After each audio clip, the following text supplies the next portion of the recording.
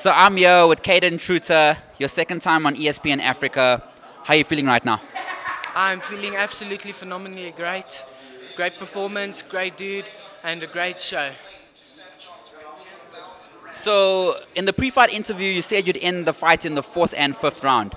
Did the fight go the way you wanted it to go? Yes, no, definitely it did.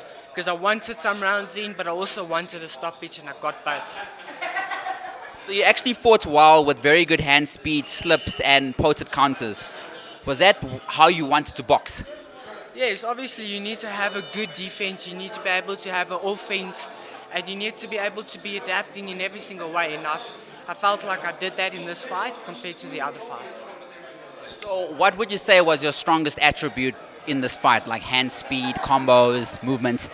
I would say my strongest attribute was my corner, giving me the right advice at the right time, and also helping me before the fight. It was the fight before the fight, and I think my strongest attribute was having a team like them behind me. With that being said, what did Colin Nathan and Shan tell you in the corner during the fight? Obviously, they gave me pointers and things that I should do, like stick to the jab, step around, things like that, things to help me get one step ahead. So, what would you rate your performance out of 10 and tell us why?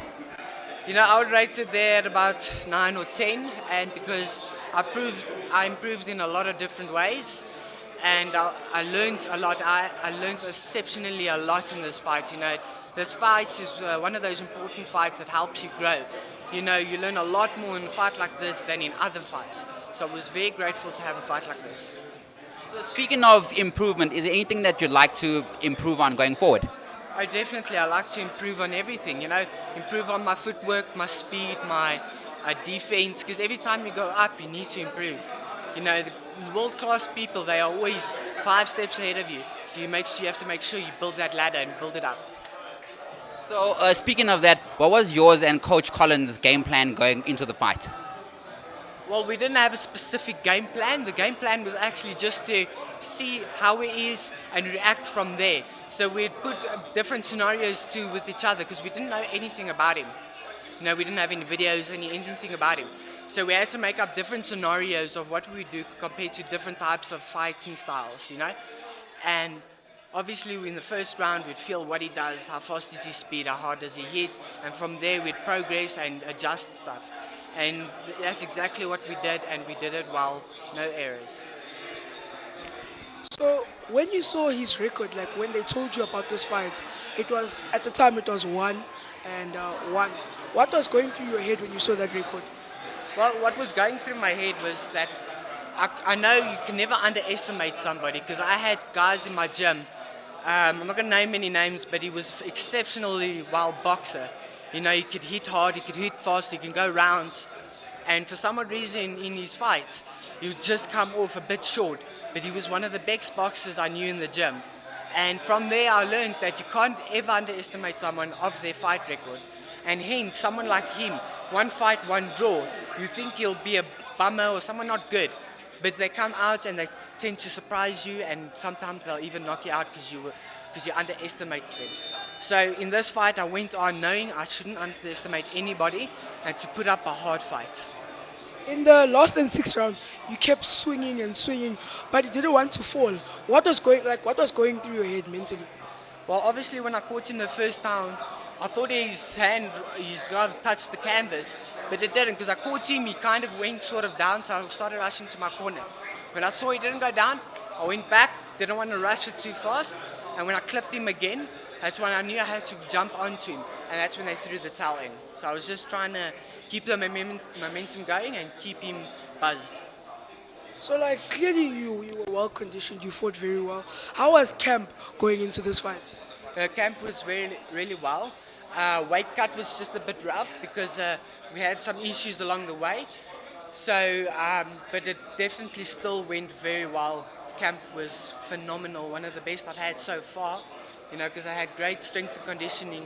I had Scott from the yard helping with my diet, helping me pull weight. So thank you very much to Scott, and my sponsors also helping, providing for everything, and obviously my coaches for helping me as well. We go back into camp and you were sparring with a lot of boxers, former world champion Lerato Dlamini, and the newly crowned IBF World Champion Steven Nshinga. So how was sparring coming into this? Sparring was awesome. You know, Sive, he always has that jab where, he's got that very, very fast jab, and I think that jab is what helped me in this fight. Because when I was sparring Sive, he'd always pop that jab really, really fast, and you'd always have to make sure you time it really well in order to, kind of do something else. With him, the jab wasn't as Sive's, because Sive's has got a world-class jab. And for me, it was much easier to adapt to this jab and to this shot compared to other fighters. While we're still on the topic of Steven Nshinga, he won the IBF World title against Ivan Flores, a very good Mexican boxer in Mexico on the Matchroom Promotions by Eddie Hearn. When you were watching that fight, like, what did you think? I thought that was a really tough fight for Sive. He really had to dig deep for that one. He really had to go in a really dark place to get that win.